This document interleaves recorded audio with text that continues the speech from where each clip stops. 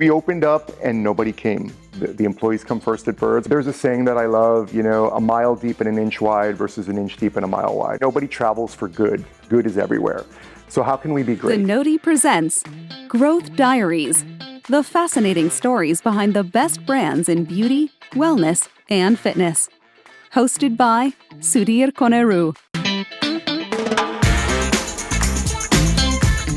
Who says business and fun can't go together? Sometimes they do, and that's the brand we are featuring in Growth Diaries today. Let me quote from a magazine article. Trying to experience Austin the way the locals do it?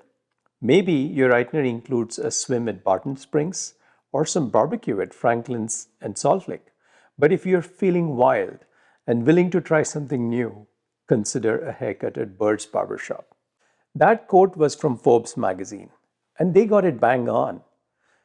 Birds Barbershop isn't just a business, it's a Texas institution. It's been named 6 consecutive times to Elle magazine's top 100 salons in America. Austin Chronicle rated it as the best haircut every single year since 18 years ago when they opened doors. Behind all the fun experience, there are serious strategies at play. A deep passion as to what the brand should stand for, a commitment to their employees, and a deep engagement with the community. There's a lot to learn and admire in Birds Barbershop. And to share with us its story and his deep insights into the business, let me welcome one of the founders of Birds Barbershop, Jayson Rapaport. Thanks so much for having me. It's really great to be here. Great to have you here, Jayson. So it's amazing to see that how Birds Barbershop has become like a Texas institution. Yeah. It's like people really seem to love the vibe that you've created in there. But I understand that before you started this business, it's not that you came from being in the industry or anything. Right. So tell us a little more as to how did you stumble into this space? Yeah, absolutely. So I'm originally from Texas, but I went to school on the East Coast in Washington, D.C., and then ended up living in New York. But like most Texans, I found my way back home. But when I was here, I was doing some things, but I always had kind of an entrepreneurial bug in me, but I wasn't exactly sure how I was gonna scratch that itch. And actually, it was my co-founder who moved to Austin about a year after me. He came to my apartment and he wanted to know, like, hey, where do you do your dry cleaning and what's your favorite restaurant? And one of the questions he asked me was, where do you cut your hair? And I said, well, I was like, my hair is not really that complicated. I usually end up at a chain and it's not a great haircut, but it grows fast. Or sometimes someone will refer me to a salon and I'll spend too much money. And, my hair is not worth, at the time, $60, $70 or whatever. And he told me about this place where he used to cut his hair in Los Angeles. And it sounded like a really fun, cool place to be, and someplace that you didn't mind hanging out, waiting 30, 40, or even an hour for your haircut. And so I thought to myself, well, A, first, I think that would work in Austin, and B, the question was, could I run a hair salon? I wasn't quite sure what that meant. Did I need to go to beauty school or barber school? And so after about a year of research and kind of traveling around the country, posing as a franchisee to some other brands to sort of understand what the secret, sauce was, I realized that not only could we do it, but it's actually an advantage to not cut hair. We felt like if you concentrated on the business, on bringing people in and let the professionals deal with the haircuts, you probably have a better chance for success. So that's what we did. We wrote a business plan, took it to 20 banks. Everybody said no. We had one lender who sort of believed in our story, and we got a small SBA loan, and we built our first shop in 2006.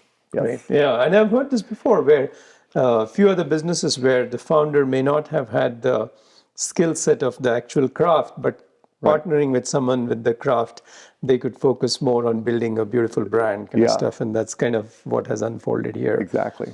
So tell me more in terms of, obviously starting the first one, you said you got a loan. It wasn't like you had an investment. You had to bootstrap it yourself.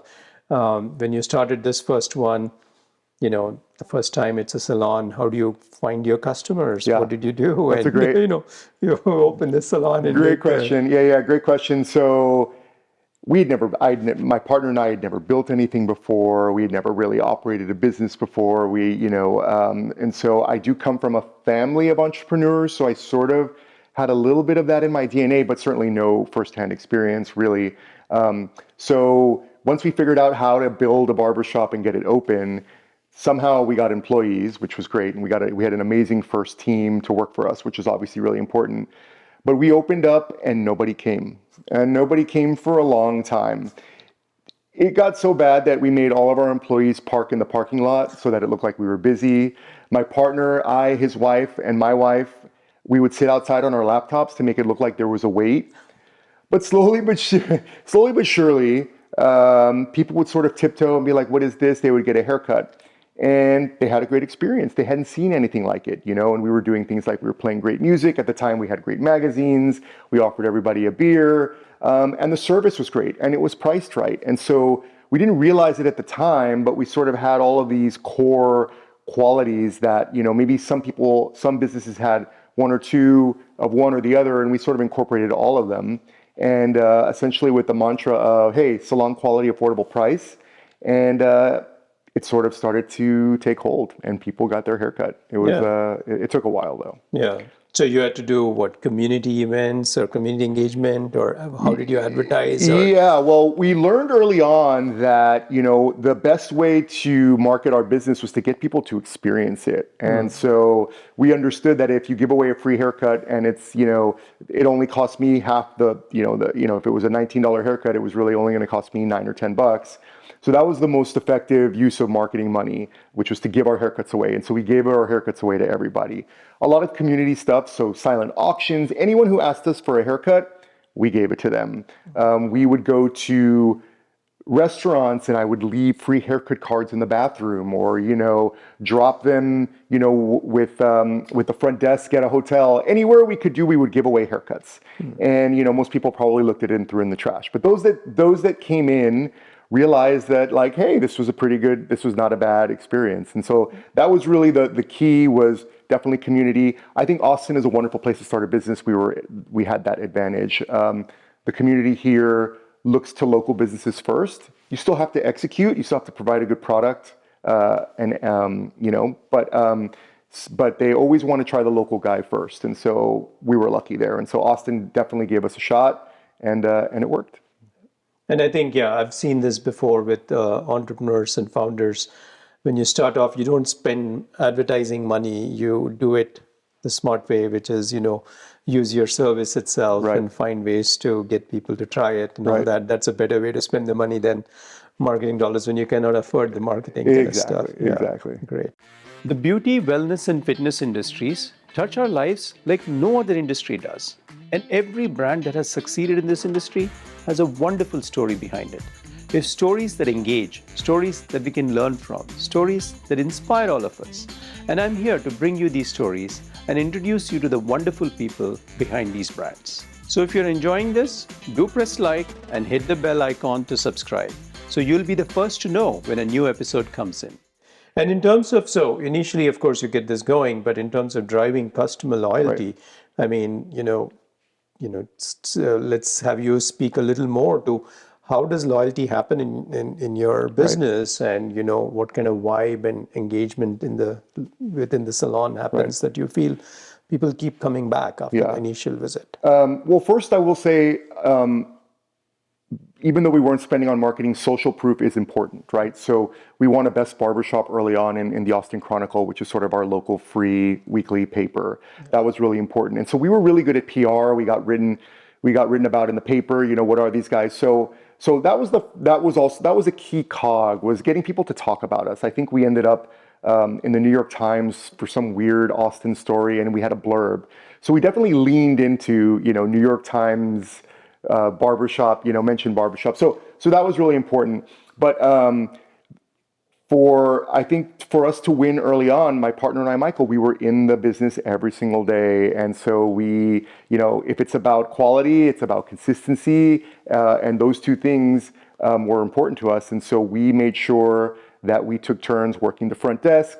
We were sweeping hair. We were talking to the clients. We were talking to our neighbors. And so I think we were so heavily involved I think the clients who would come in were pretty impressed, right? So you wouldn't expect to run into two, 30-something guys who run this barbershop to be there all the time, to be handing out the drink or like I said, help clean up a station.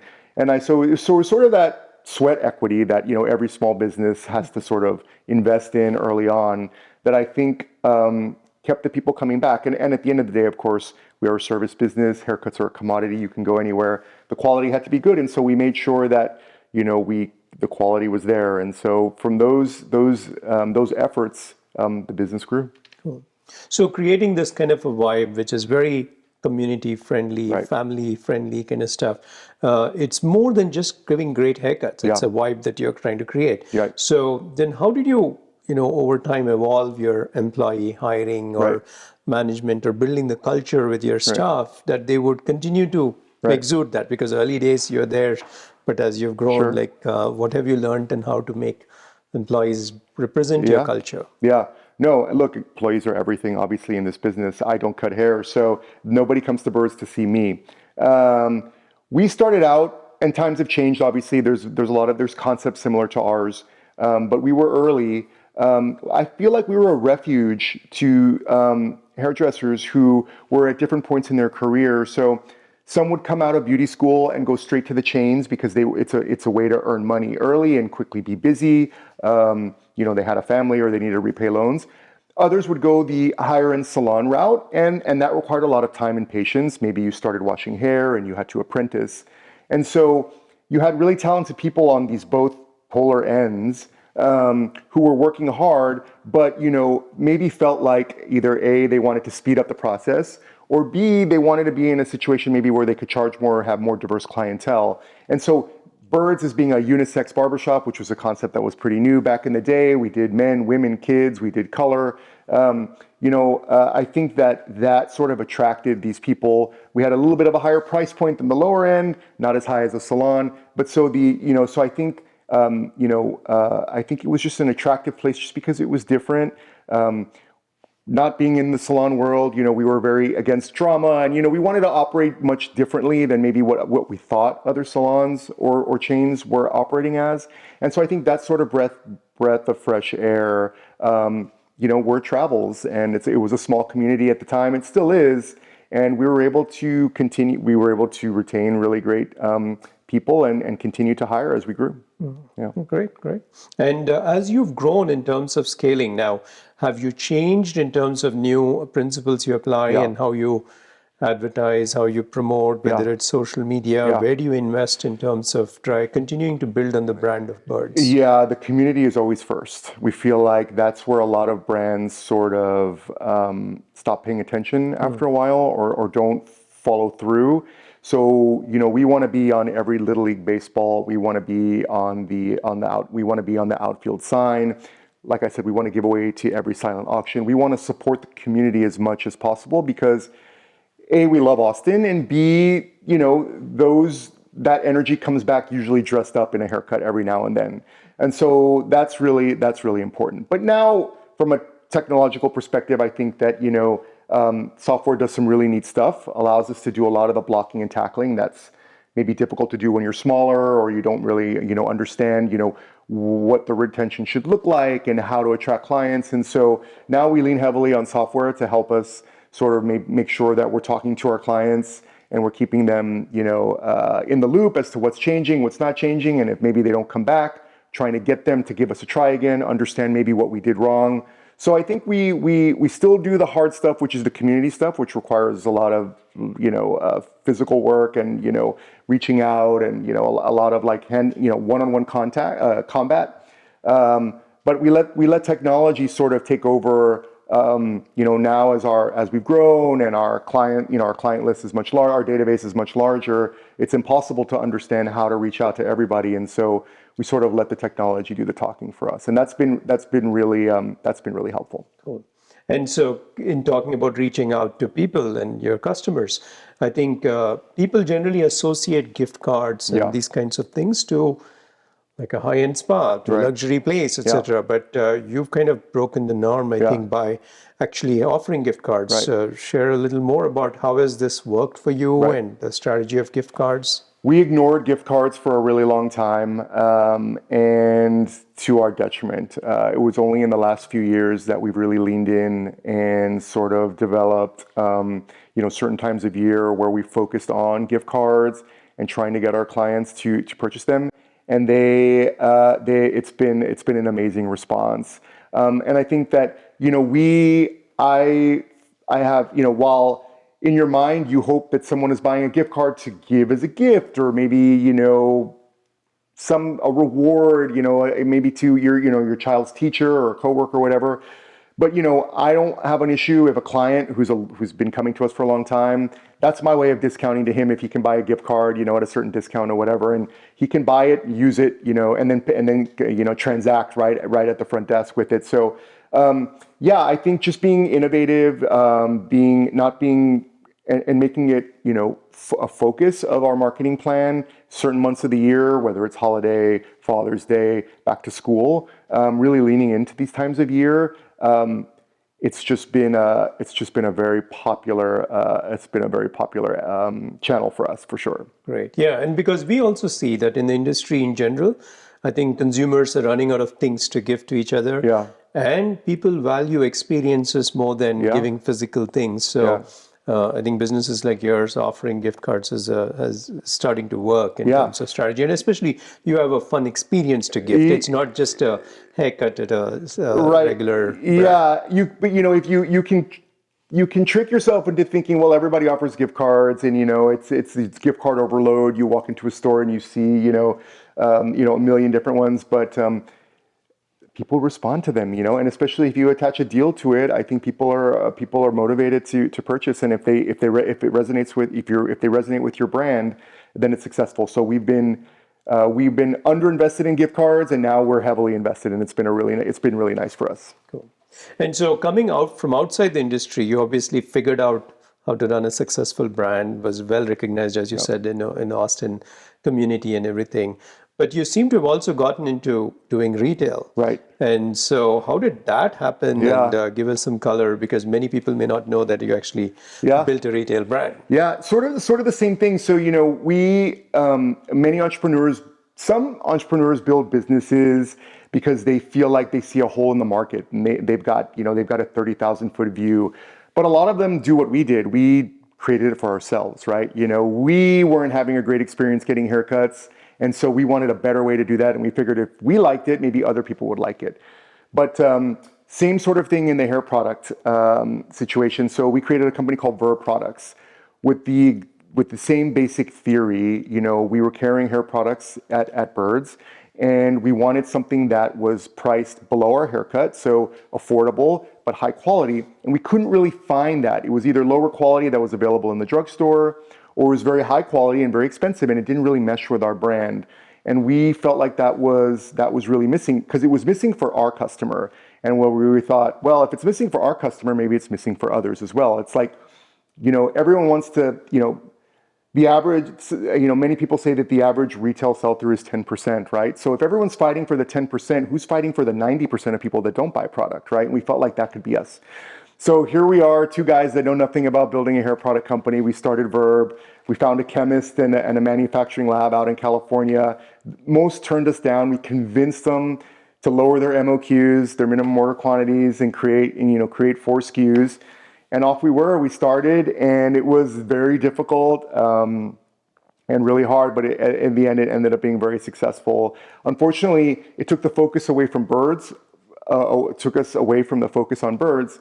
And we realized that we were better and happier building 4-wall sort of experiential businesses, rather than worrying about where do I source my bottle caps and, how do I screen print this? And so we exited that business, but it's in over 2,000 salons and it's sold in Ulta and Sephora, so it's been very successful. So we're really happy with it. Yeah, that's a good learning. I mean, you, given the expertise, you built a whole retail line, but then along the way, going back to focus on your service business and being able to monetize and at least create something value, which is today at a certain scale in the industry. That's very interesting. Thank you. So one of the other things is, in a barbershop, typically, I would think there is a lot of strategies around, improving utilization, because barbers, people who work with you, they'll be happier if they're busy. Right. I mean, that's at the end of the day. Otherwise, if they're idling, it doesn't work. Right. Over the years, anything you want to share about how you've made sure that things are busy for your staff so that they're fully, making full use of their work time? Yeah. Well, I think one of the advantages, of course, being a local brand is that we know the market very well. So we're very careful, maybe too careful, about where we place locations. And so we put a lot of thought into that. And so that probably helps, because if you're scaling and you're outside your home market, outside your home state or city, there is a little bit, you're relying on others. There is data to help you, but there's nothing like being boots on the ground. And me and my co-founder, we live here, our family's here, so we know it very well. So I think locating the barbershops is important in terms of keeping customer, traffic and flow coming through. I think how we design the barbershops matters too. Each one is a little bit different and evokes the neighborhood. I think that's really important. So we try to sprinkle a little bit of what the neighborhood is, whatever that may be, and kind of put that into the design and build out, so that you walk into a Birds, you kind of know it's a Birds, but there's enough different things on there that maybe mimic, if we're in South Austin or North Austin or, near technology companies in the domain or whatever, we try to put a little bit of things in there that maybe resonates, so that when someone, if they do give us a try, in addition to the service, they're like, okay, wow, this is different. This doesn't look like all the others. And so that allows clients to sort of follow us.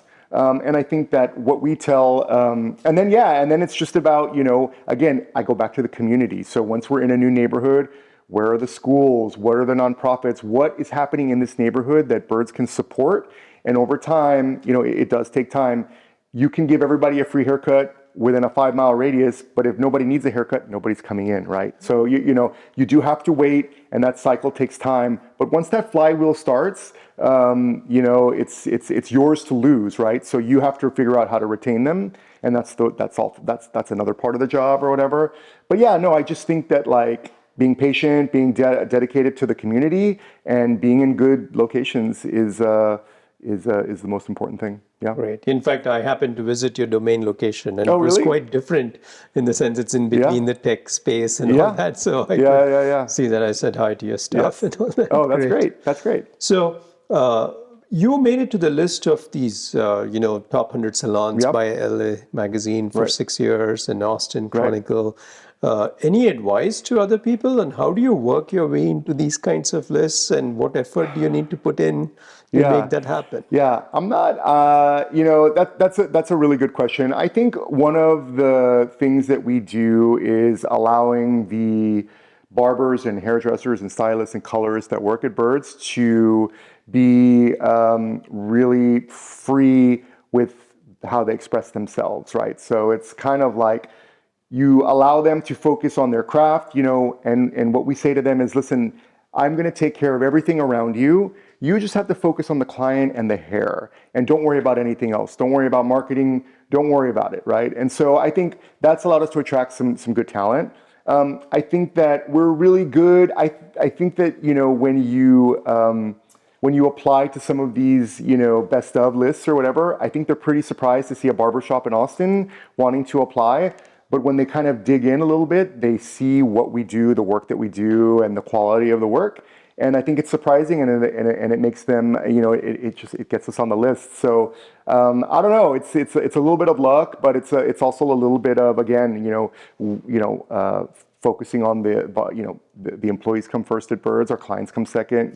We said that's at the beginning. It's not such a novel concept anymore, but it is certainly from the beginning. We knew that if this business was going to succeed, it was going to be about the people who are cutting hair every day, not about the people in the back figuring out what the music sounds like. So yeah, so it's a little bit of luck, but a little bit of tenacity, probably. Yeah. But clearly, I think the notion of being committed to your employees and the community engagement stand out in my mind as the two key things which have helped you grow your business in an efficient manner and evolve to where you are.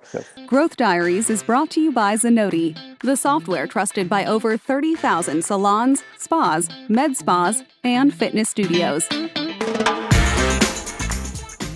But as you look ahead, what do you see in terms of the future of Birds growth? Right. Because you clearly excel at this segment and know how to run this based on what you've shared. Yeah. How do you envision the future? Yeah. Well, we've always been kind of a slow grower, so we don't have any outside investors. We've funded all of our business with cash flow and bank debt. And so that has, on the one hand, slowed our growth, but on the other hand, I think has allowed us to be a lot more disciplined with how we allocate capital. Fortunately for us, the city of Austin is outgrowing Birds. This city is growing so fast. So anytime we sort of get an inclination to open outside the market, new markets within Austin open up, and we feel like it would be, maybe not wise to, to go outside the market when the market is still available to grow locally. So that's kind of how we're thinking about it now. We did have a location outside of the market that unfortunately didn't make it during COVID because it was sort of an orphan store, and we could not support it during the craziness of, I can't believe it's already 5 years ago.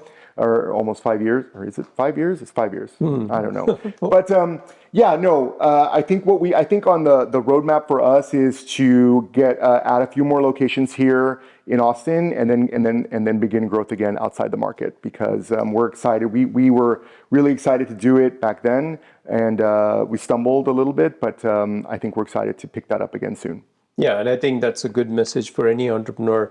If you know a city very well, boots on ground, as you said, focusing on the growth that you can achieve within your city first is probably more important, because it's probably going to be less risky and you are more predictable about outcomes before you venture outside. There's a saying that I love, a mile deep and an inch wide versus an inch deep and a mile wide. And so we're definitely a mile deep and an inch wide, and that's served us well. And then we'll start growing again pretty soon. So I'm excited for that. Yeah, it was the same. Even when Zenoti started, I said, let's go first sell to people in Seattle. Let's not worry about the rest of the country, because I know Seattle. So we can go and try and get some customers and get our business going. Yeah, so, that's great. Smart. And you spoke of COVID. So how did you navigate COVID at Birds? I mean, this was a tough window for everyone, I'm sure. I don't know how your employees managed. Yeah. What did you do? Well, I feel like it was extraordinarily difficult. I feel like there's still some lingering sort of leftover, things that are happening because of it. But for the most part, it's behind us. Yeah, it was really tough. I would say we turned over pretty much 100% of our staff. We do have maybe less than 5% remaining that were with us pre-COVID times, which is really, it's quite amazing to believe. But yeah, so one of the things that changed for us is that we used to be heavily a walk-in business. That's part of the community. We want to be able to people to come in and walk in and hang out. And like I said, if the wait for a haircut was 45 minutes, no problem, because you could chill out in our lobby, and it was great music and great magazines and all that stuff. Now we've become basically appointment-based. That changed during COVID, and that's sort of stayed with us. And, it's turned us a little bit more into a traditional sort of salon operating situation, which I don't mind. It's obviously slowed the throughput a little bit, but our prices have gone up to sort of, deal with the fewer clients that come through every day. Mm-hmm. But that's okay too, because I feel like stylists now can be a little bit more, their haircut times can slow down, and they can focus a little bit more on what they're doing versus, before, where it was like, a busy waiting room and people coming in, and it was quite chaotic. It was a fun chaos. But I think from a stylist health perspective, I think it's better now to sort of have a very consistent flow and understanding when your clients are coming in. Obviously with Zenoti, they can see their books and know what it looks like today, tomorrow, and the day ahead. So I would say that's the biggest change for us, is operating on an appointment basis, which I never thought we would do. I always thought we would be, at least half walk-ins, because I love the spontaneous. I'm driving home from work and like, I'm going to get a haircut because I'm going to get a beard. I'm going to hang out at Birds. And so that's gone, and I miss that for sure. But I don't think that's coming back. We obviously take walk-ins, but for the most part, we're booked. We're booked by appointments, and I think that's the biggest change. Obviously, employees, different. It's changed. It's different. But we change with the times, and the times are always changing. And so if we don't adapt, then we will. We won't be the employer of choice, and that's what we aim to be in Austin, the employer of choice for anyone looking for our kind of brand and our kind of client, demographic of person. And so we just have to evolve, and so that's what we do. That's what we do. So now I had a series of shorter questions. They don't need to be, we call it rapid fire, but they don't need to be necessarily one word, but some could be expanded. sure. But you can choose. So I'll go through a few and let's see if they're relevant. We'll use them. If we don't find them, we don't need to use them. Okay. Okay. So what's the one trait that you think helped you during your journey? Tenacity, energy. Everybody has an idea of a business to start. Everybody is like, wouldn't it be great if this existed? But to take it from that to actually, manifesting requires energy and tenacity. And that's what I had. Cool. I still have it. Yeah. I think. Yeah. So what would you tell customers? Why should they come to Birds? Why should they? It's the same thing since the beginning. It's quality and consistency. That's what we offer. We're always going to be there. We're open 7 days a week. Our hours don't change. Our services don't change. Our prices change, but not that often. But quality and consistency, and that's what we do day in and day out. Cool. And would you do anything differently on your journey in building Birds Barbershop? Yeah. I think about that sometimes, and of course, there's a lot of small things. I would say the one regret I have is that that one outside of market location that we lost. I would have gone about it a little differently. I might have tried to get a little bit bigger. I don't know. There's all sorts of strategies when you leave your home market, but I would have thought more carefully about it. Obviously, I could not have anticipated COVID was coming. But yes, there's things we did wrong, and then when we do leave the market again, we'll go about it in a different way. So I would say that expanding outside the home market would be different. Okay. Is there a company that you admire that stands out for you? Yeah. Gosh. Honestly, I admire any restaurant that's been around for over 10 years because that is such a hard business to operate and talk about changes in tastes and diets and all of these things. For a restaurant to stay around and consistently busy, for me, I admire that. Businesses are so difficult to run. They're little manufacturing centers. There's so much happening within a restaurant. And sometimes I think for as a salon, it can be as easy as, hey, turn on the lights, let's cut hair, And so because it's also a service business, so I feel like salons and barbershops and restaurants sometimes have the same issues or tackling the same problems. Whether it's clients, employees, whatever, landlords, all of those things, thinking about retail. So I admire restaurants. I think it's a very difficult business, anything that's been around for a long time. Yeah, clearly, I think you have an appreciation that in service business, you have to keep watching the trends and keep changing. And so it's a challenge you also have to navigate carefully. You never know. Iterate. Yeah. Great. And what's your favorite hobby? My favorite hobby. Well, I have a 13-year-old and a 16-year-old, so they're older now. But now that I feel like they're very close to leaving the house, 2 years for my 16-year-old, my hobby is spending as much time with my kids right now as possible because it's hard to imagine, but I'm going to be an empty nester soon. So I'm focused on my kids right now. That's my hobby. Once they leave home, they won't want to spend time. So now is the time when you still have them. That's it. I don't have a lot of time left. So that's my hobby right now. Yeah. And so is there a favorite book that you've read before? Oh my goodness. Honestly, once again, like pivoting back to service and restaurants, Danny Meyer's Setting the Table. I think that understanding hospitality and what it actually means to serve clients and employees and how to marry the two and how to think about just delighting people, because again, like people are getting in their cars or getting on their bike or getting in a bus and they're taking the energy, time, and effort to come to your establishment and walk inside. There's not a lot of businesses left like that anymore. Yeah. And so definitely salons are one of the last experiential businesses that's sort of going to always be around. Amazon hasn't invented a way to cut hair yet. Thankfully, I don't think the Flowbee's coming back. I don't know if you remember the Flowbee. So I think that we're going to be in good shape for a long period of time. So it's really important that, we are thinking about what the experience is like when people come in. And I think Danny Meyer is one of the best. Yeah, great. And is there a favorite quote you have? I do. I think about this a lot. I use it a lot with my teams. And we basically say nobody travels for good. Good is everywhere. So how can we be great, right? If we're just going to be good, I'm not sure it's worth putting up, putting all this time and effort into this, So if someone is going to travel we better be better than good because no one travels for good anymore. Got to be great. That's very insightful. I didn't think of it, though I've read this book which says from good to great, how companies went from good to great. Right. I think that's Jim Collins, right? Maybe, but yeah. I did. That's really it, because average is just average, and I think that's not that doesn't cut it anymore. In fact, Zenotis, our brand belief also is when people feel good, they find their greatness. Yeah. And then we think, even though they come for a haircut, it's not just a haircut. They walk out feeling good, saying, let's bring it on to the world. So every small thing matters in helping people to find their greatness. Yeah, it's an immediate transformation. If I wanted to lose 10 pounds, that could take me months and a lot of sweat. But a haircut, a shave, an aesthetic service, it happens in 30 minutes. And you look in the mirror and it's empowering. It really is. I love this business, and I love the people in this business. So yeah, as you can tell. So for a starting out entrepreneur, what kind of advice would you have for someone who's starting now? Yeah.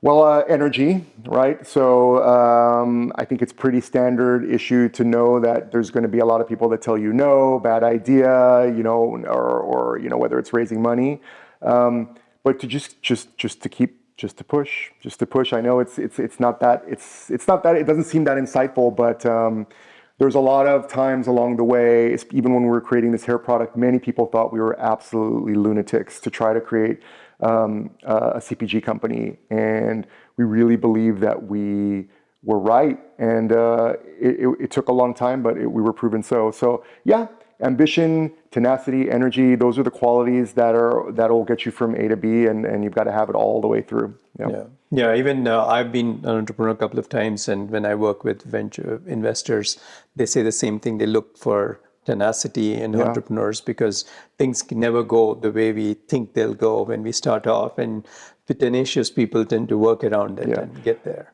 I am a wonderful designer of pro forma, pro forma income statements and PowerPoint presentations. I can tell a very beautiful linear story of how to get from here to there, but it doesn't go. I wish it went that way, but it doesn't. There's a lot of zigging and zagging. Yeah. Great.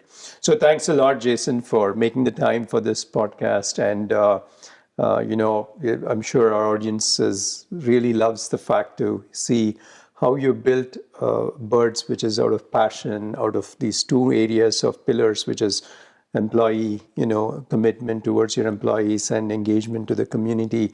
And those two, with a focus within Austin, have really served you well.